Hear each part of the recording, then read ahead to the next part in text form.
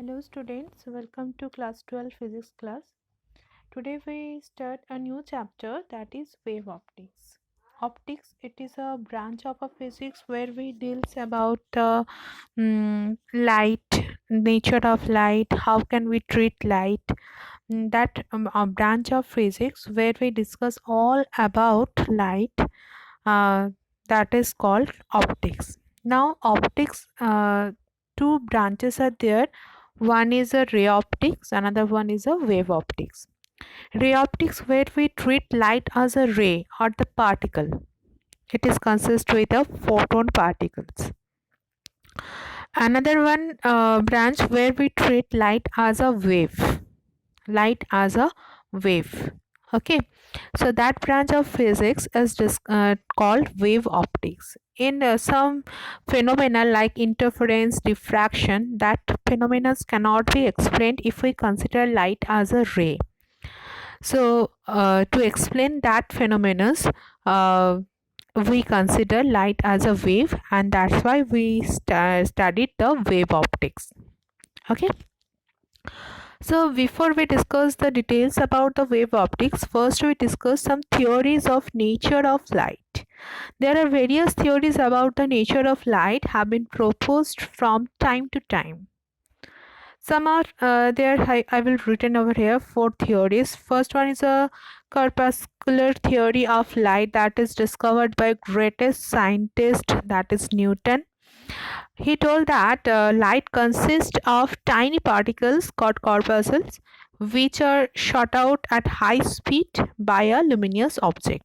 This theory, with the help of this theory, we cannot explain the phenomena like diffraction, reflection, and rectilinear propagation of light. This is a failure of this theory. At the end of this PDF, I will written all about the demerits of corpuscular theory. Okay. Second is a wave theory, or sometimes it is called Huygens theory. Okay. We studied this theory details later. And so this theory is suggested by scientist Huygens. That's why this theory known as Huygens theory, or sometimes it is called wave theory of light. Wave theory of light means Huygens principle or Huygens theory. He suggests that light travels in the form of longitudinal wave just as similar as the sound propagates through air. But later on, this also it is proved that proved by two scientists, that is Youngs and Fresnel. They showed that light propagate as a transverse wave also. So this successfully explained this wave theory successfully explained the reflection, refraction, as well as the interference, diffraction of light. Polarization also, but this is a demerits of this light. It cannot be completely, cannot completely describe the polarization of it. Gives the idea about the polarization, not complete idea about the polarization. This is the demerit or the drawbacks of uh, Huygens principle. Next is the electromagnetic nature of light. It is discovered or suggested by scientist Maxwell. He proposed that light propagate as an electric and magnetic field, uh, both together as a oscillation. Okay, pulse as a pulse. That pulses consist with both fields, electric as well as the magnetic field, and these two fields are always perpendicular to each other. These are called electromagnetic waves, which require no medium for their propagation. Also, these waves are called waves are transverse in nature. And the last one is the Planck's quantum theory of light. So this branch, the quantum theory, that is also some difficult theory in physics. That branch where we discuss about the quantum nature of the light, that is called quantum physics.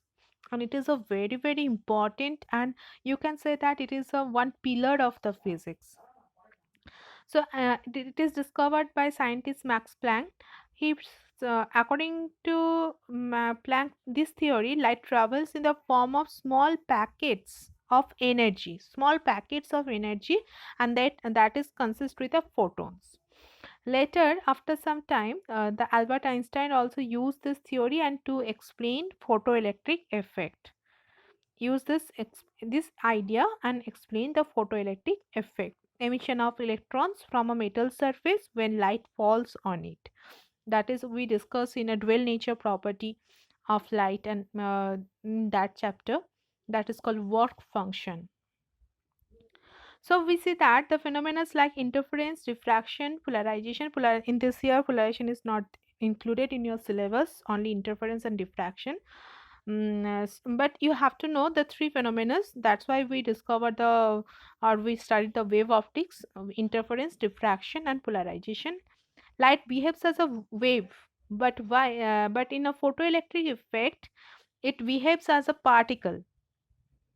De Broglie, one scientist, De Broglie, it suggests that light has a dual nature property. It can behave as particle as well as wave also. So we can say that light can treat as per its requirements. When we prove the interference, diffraction, polarization, we consider light as a wave. But whenever we discuss the photoelectric effect, we use the particle nature of the wave, light. Clear? Okay. So these are the theories of nature of light, various theories.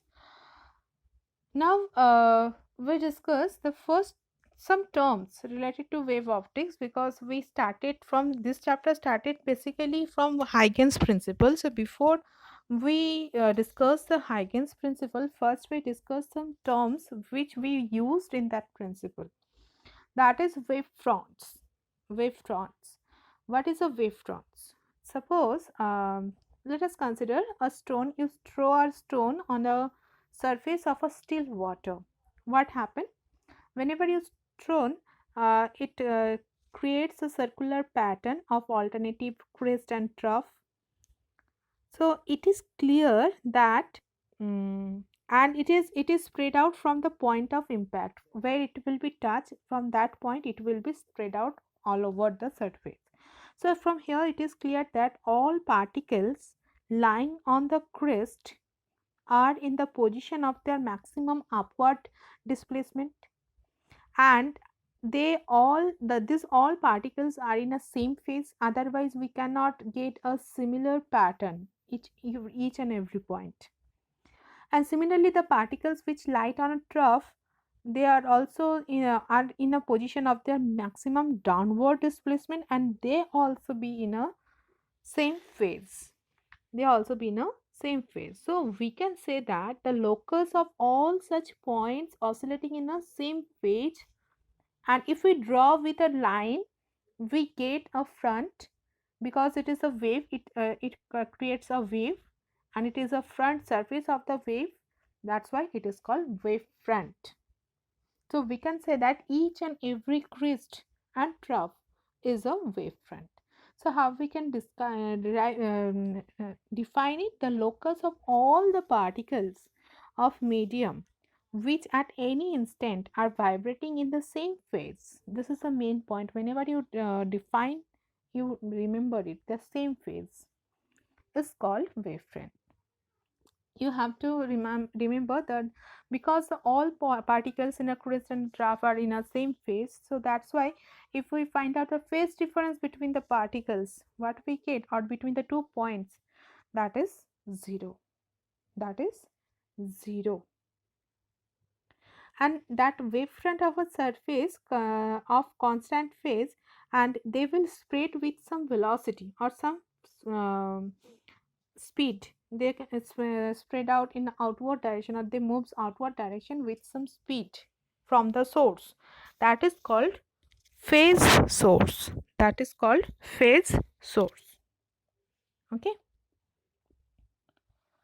Now we discuss the different types of wavefronts. Basically, we have three types of wavefront. A spherical wavefront. Spherical wavefront. In this case, the source of light, it must be a point source.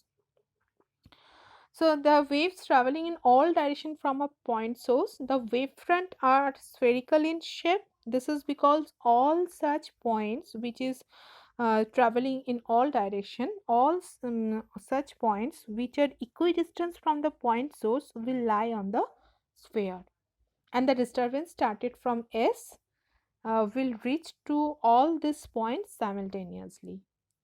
That's why this type of wavefront are called spherical wavefront. First we discuss the third number, then we comes to the second point, second number. First, next is a cylindrical wavefront.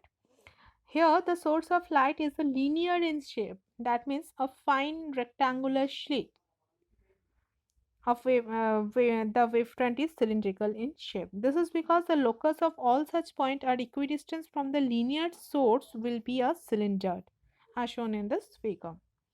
Now third number is a plane wavefront. Plane wavefront, it is either a spherical or be a cylindrical because it is a part. It is a one part of a spherical wavefront or the cylindrical wavefront. It is a small portion. You can see the small portion. Such a wavefront at a large distance from the source will be a plane wavefront. It is called plane wavefront. Next is a ray of light. So from wave, how can we get the idea about ray of light? In this figure, you see that I will draw some arrow sign. This arrow are the normal on the wavefront. You see that the cylindrical shape is a wavefront. The plane surface is a wavefront. I will mention over there. So on the wavefront, this arrow sign, if we draw a normal with a arrow, they will perpendicular to each other, and they will pointing in the direction of propagation of disturbance, with disturbance represent, and these arrow signs are represent the ray of light, and it is sometimes called wave normal because it is normal to the or perpendicular to the surface wavefront, perpendicular to the wavefront. So an arrow drawn perpendicular to a wavefront in the direction of propagation of a wave is called a ray of light, or it's called a ray. Rays are always perpendicular to wavefronts, and the time taken for light to travel from one wavefront to another wavefront is the same along any ray. Now, in case of a plane wavefront, the rays are parallel because you see that in this figure. So a group of parallel rays, when it will move, these are called beam of light. These are called beam of light. Clear? Okay. Now the main topic, or the first topic of this chapter, very important topic of wave theory, that is Huygens principle. It is proposed by scientist Huygens. Now what is this principle? According to this principle, each point on a wavefront is a source of secondary waves. Each point on a wavefront, if in a wavefront, if you consider that suppose 5 points, so 5 points is a source of secondary waves. From that 5 points, the secondary sources also be created, and when we add it up to give a wavefront at any later time. So this principle based upon the following assumption: each point on a given or primary wavefront acts as a source of secondary wavelets, sending out disturbance in all directions in a similar manner as the original source of light does. And second is the new position. New position means the new secondary wavefront. The new position of the wavefront at any instant in the envelope, you can or you can write forward envelope of the secondary wavelets at that instant. These two assumptions are known as Huygens principle. You see that here in the first figure, EF, AB is a main source, main wavefront. So on the AB, we consider A, B, C, small a, B, C, D, E, 5 points. And this 5 points, according to the Huygens principle, they behaves as a source of secondary wavefront. So if we draw with the center of this A, B, C, D, and if we draw spherical spheres, So the front surface of the sphere of this spheres, that is A dash, B dash, C dash, D dash, E dash, if we join these points or if we draw a tangent over there, we get a new secondary wave, that is CD. That is CD. Okay, now like that way, A dash, B dash, C dash, E dash, it is also behaves as a secondary wavelet. So from here, again, if we add the forward or the front point of the spheres, we get the another one secondary wavelets. This is the Huygens principle, and this is also known as the Huygens construction.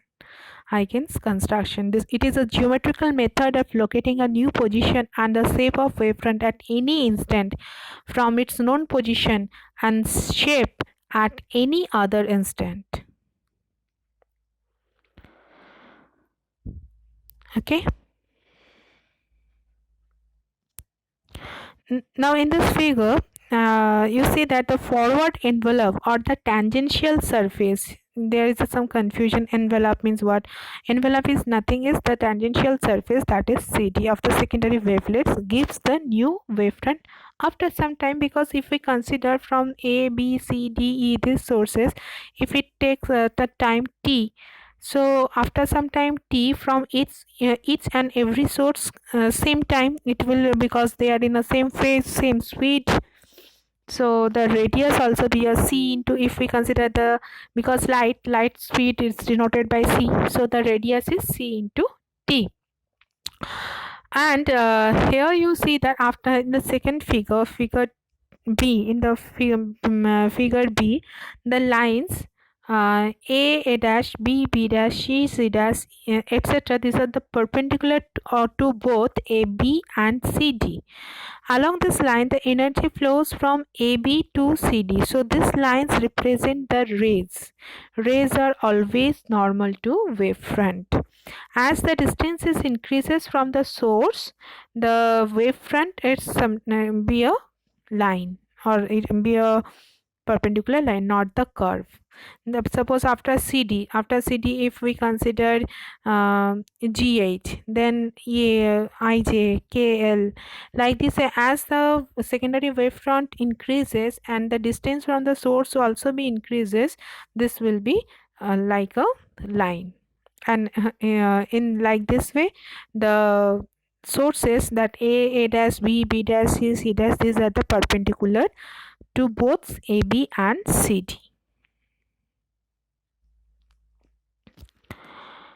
Okay.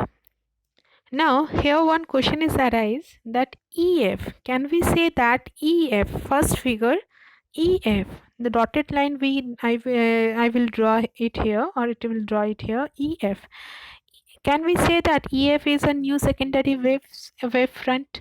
No, because no backward wavefront is possible in case of a wave optics, or in case of a Huygens principle. Always we taken the front surface of the sphere, not the backward surface. There cannot be a backward flow of energy during the propagation of a wave. It can shown mathematically that the amplitude of secondary wavelets is proportional to 1 plus cos theta. Okay, this is not included in your syllabus, but for your idea, I will tell you that the amplitude of the secondary wavelets is proportional to 1 plus cos theta, where theta is the angle between the ray at the point of consideration and the direction of secondary wavelets. Now for backward front, theta must be pi 180 degree, so that 1 plus cos theta will be 0. That means, because 1 plus cos theta is proportional to amplitude, so amplitude also be 0. The resultant amplitude of all the secondary wavelets at any point on the backward wavefront also be 0, but this is not happening. So backward wavefront cannot be exist. Backward wavefront cannot be exist. So Huygens principle of secondary wavelets, or Huygens principle used to prove the law of reflection and refraction. So law of reflection and refraction is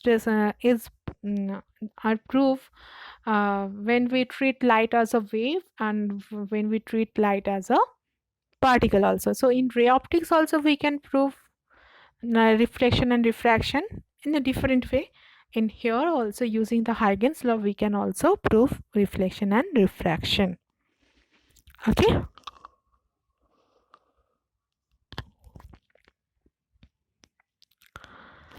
Now the reflection using Huygens principle.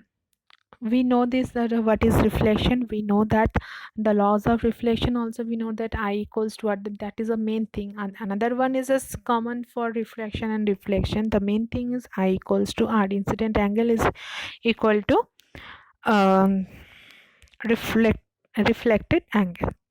How we can prove? So here first of all I will show you this one. So here you see that AB is a incident wavefront. We consider a plane wavefront. AB is incident on a plane reflecting surface MN. Both the wavefront and the reflecting surface being perpendicular to the plane of paper. Okay. First, the wavefront touches the reflecting surface at A. At point A, the plane wavefront, the first wave touches at point A. Then the successive point towards the C. That means B point, as after some times it will reaches at point C. Now according to Huygens principle, each and every point, each point on AC, whenever the wave is strike on the point A, each point on a AC, secondary wavelets start growing with the speed. Suppose that will be C or V. You can see that here I will consider V. Okay.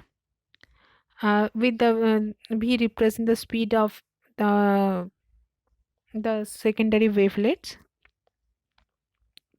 So during the time of disturbance from A reaches the point, during the time the disturbance from B reaches the point C, the secondary wavelets from A must have spread over a hemisphere of radius that is here I will write BC equals to V into R. BC equals to, this is the radius, BC equals to if you draw over here any hemisphere, so BC is the radius, BC equals to V into R. Okay. So in order to construct the reflected wavefront, we draw the sphere of radius VR from the point A, and let CE represent the tangent plane drawn from the point C to this sphere. Okay.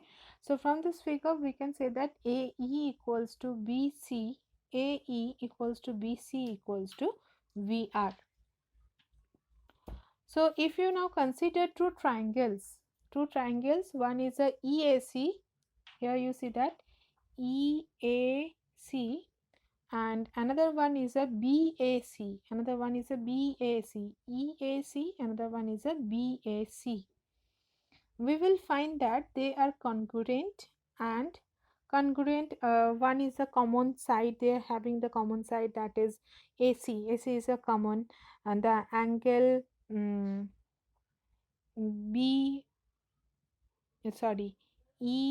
AEC is 90 degree with the angle CBA. Okay, and each equal to that same radius. AE equals to BC, AE equals to BC. So we can say that these two triangles are congruent to each other.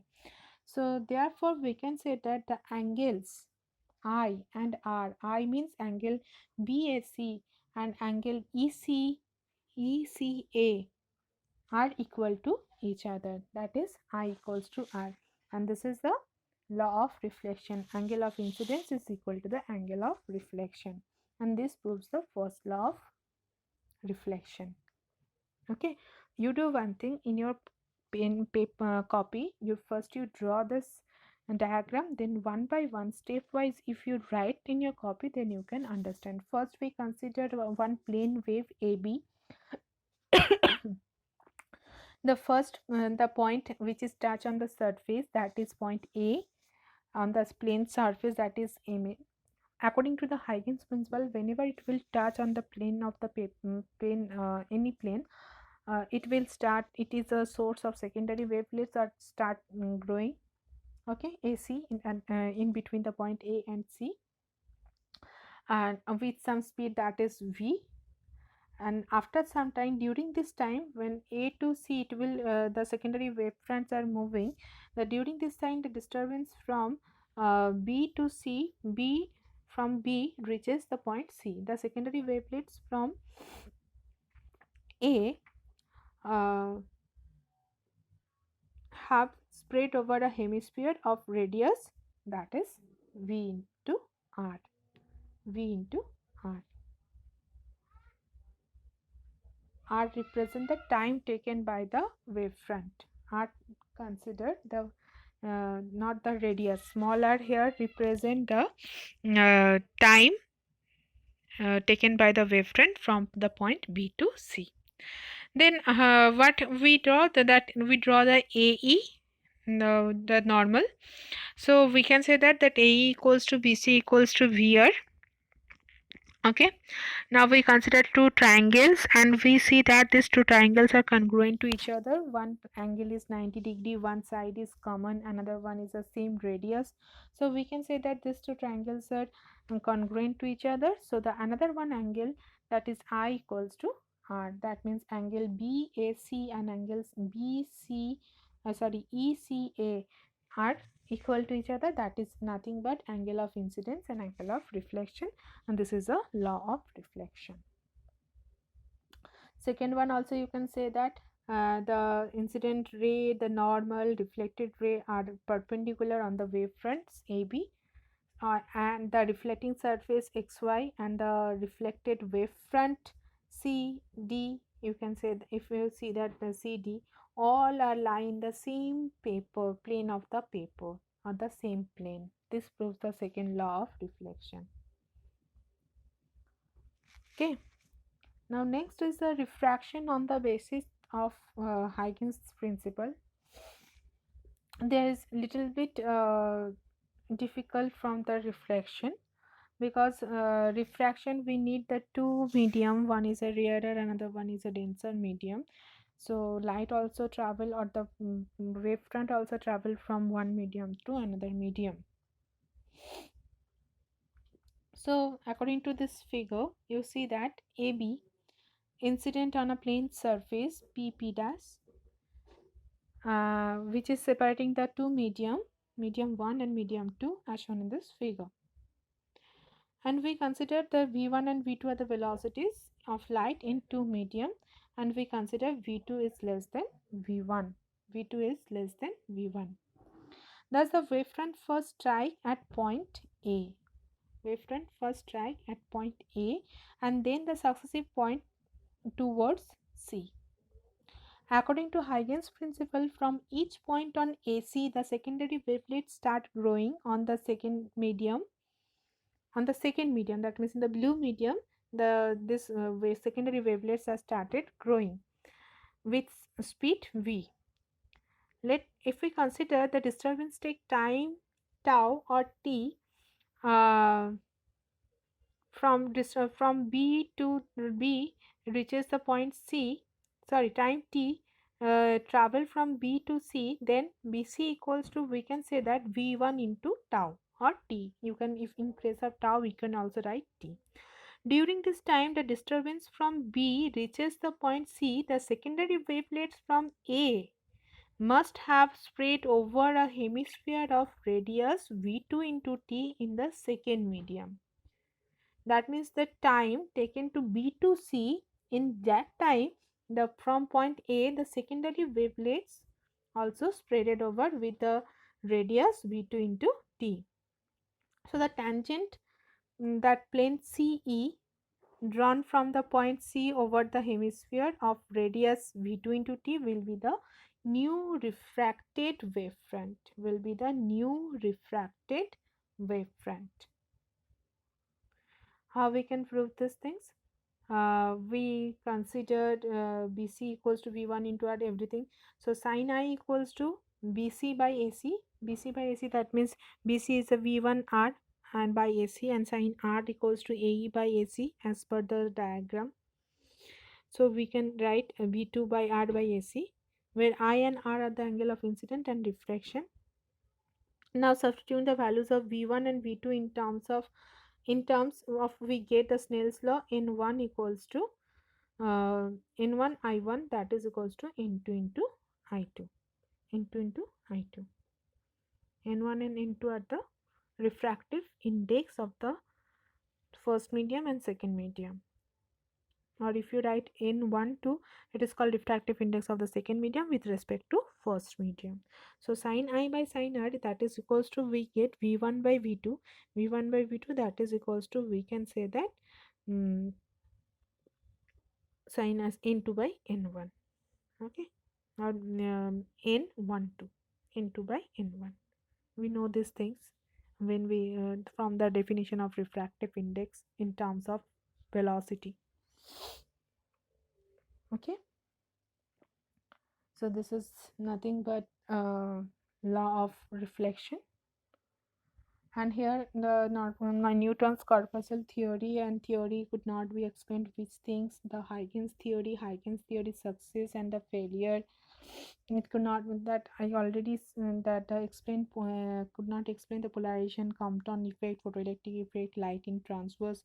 These things it not cannot be explained. So but these things are not come in exam, just as per your knowledge I will give these things. So this, from here the main important topics is the Huygens principle and the two laws proving of reflection and refraction using the Huygens law or principle. You do one thing in your copy, you write it from here, from this PDF, one by one, so you can easily understand. If you have any problem, please write in a comment box. Thank you very much.